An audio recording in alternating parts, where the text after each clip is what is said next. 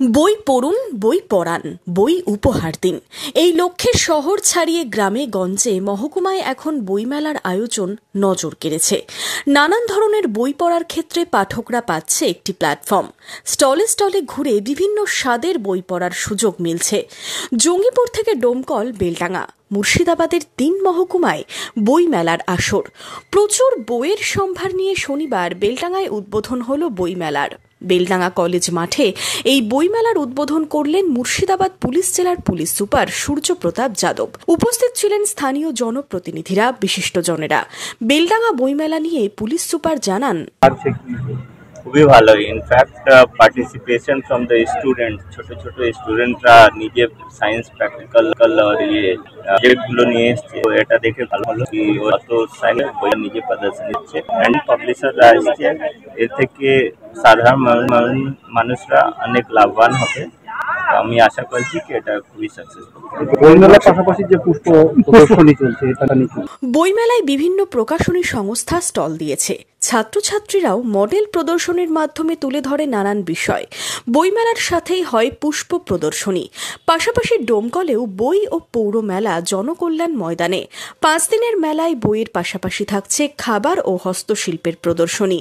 মেলার উদ্বোধনী পর্বে উপস্থিত ছিলেন মুর্শিদাবাদের সাংসদ আবু তাহের খান সহ প্রশাসনিক আধিকারিকরা।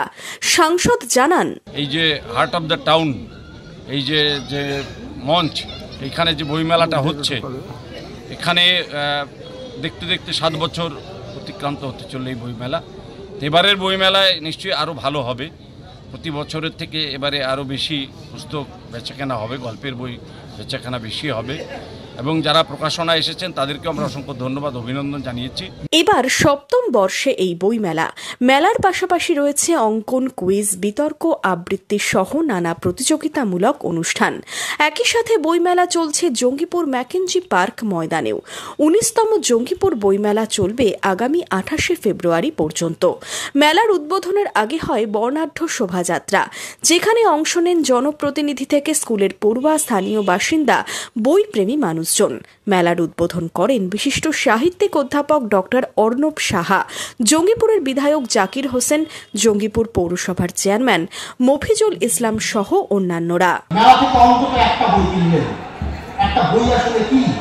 একটা বই আসলে জ্ঞানের ভান্ডার শুধু না, আমার সংস্কৃতি, আমার ভাষা, আমার জাতিসত্তার যে চৈতন্য, যে চেতনা, সেই চেতনার ভান্ডার, সেই চেতনার ভান্ডার একটা বইয়ের পাতায় রয়েছে।